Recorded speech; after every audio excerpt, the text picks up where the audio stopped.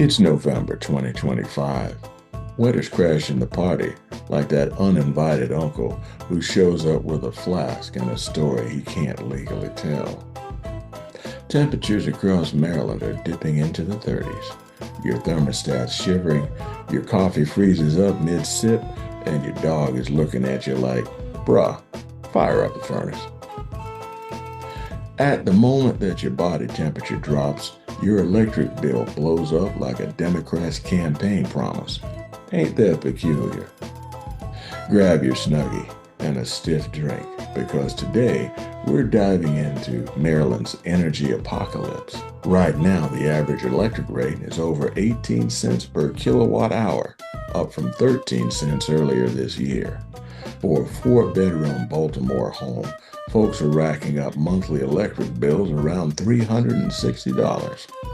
Back in 2021, that number was half that, but now it's like it's gone.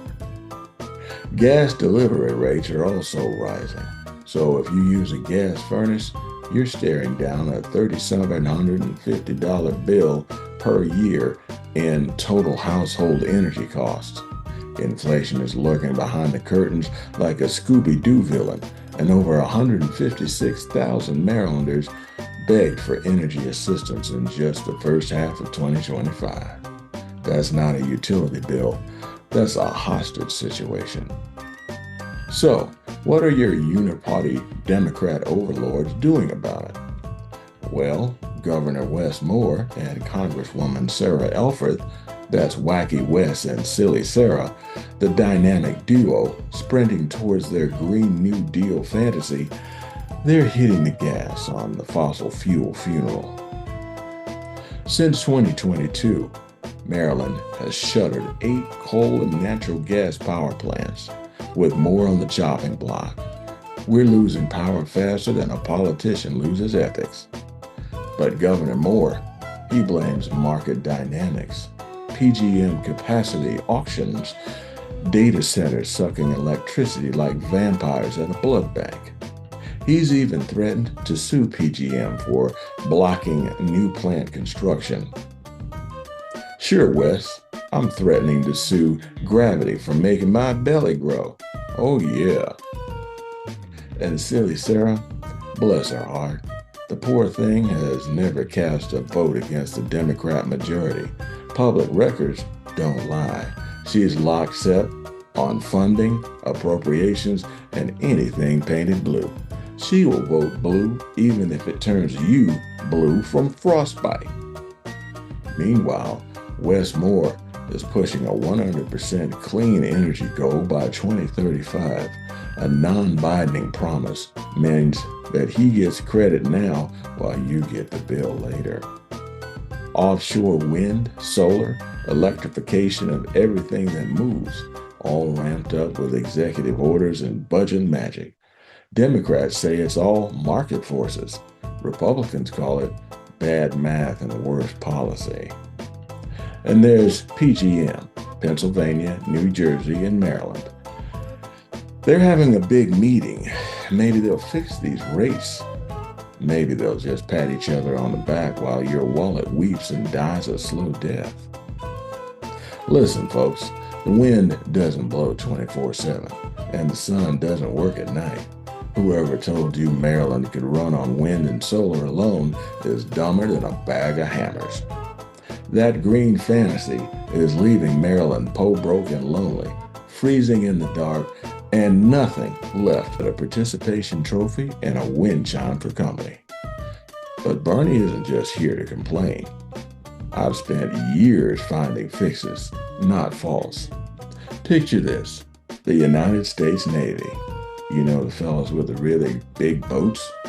Aircraft carriers and submarines. They circle the globe, gliding along on nuclear power. Zero Fukushima fireworks.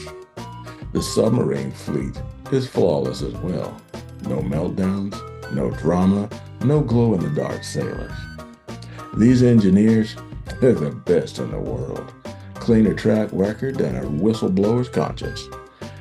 If we really wanted clean, reliable, safe, American-made electricity, Why aren't we building land-based reactors modeled after the Navy's nuclear power program? Maryland could have electricity so cheap that your meter would look like it's on vacation. But wait, here's the kicker. What if I told you that we got something even better? Thorium. Ever heard of it?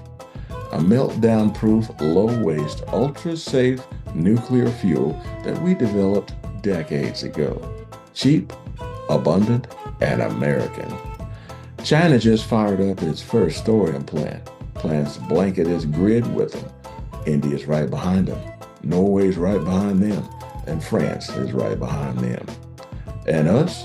We're sitting on the technology like it's a bad family secret while we invite energy hog data centers to Maryland to jack up prices on retirees and single moms. Microsoft and Google say, well, we'll pay our fair share. Meanwhile, regular folks end up paying the real bill. So whose side are you on, Wes and Sarah? Tech bros or taxpayers? If you want to know more, I'll leave you a link. I've toured most of America's national labs. I've seen the solutions. They do exist. But cheaper energy means less control over citizens, and that is why the Uniparty doesn't want it. Wes and Sarah, instead of taxpayer-funded overseas vacations for you and your staffers, how about you take a taxpayer-funded trip to one of our national labs and ask them for some real energy solutions instead of making things worse? In the meantime, I'm still Bernie Flowers, your favorite roguish global soldier, unbought and unbossed, telling the truth, rain or shine, wind or solar blackout, on the Loyal Opposition Show. Stay loyal, stay loud, and don't let the Uniparty win. By the way, I need your help to rescue Maryland's 3rd District, so check out my website, BernieFlowers.com. Let's take Maryland back. I'm running for Congress in Maryland's 3rd District, and I approve this message.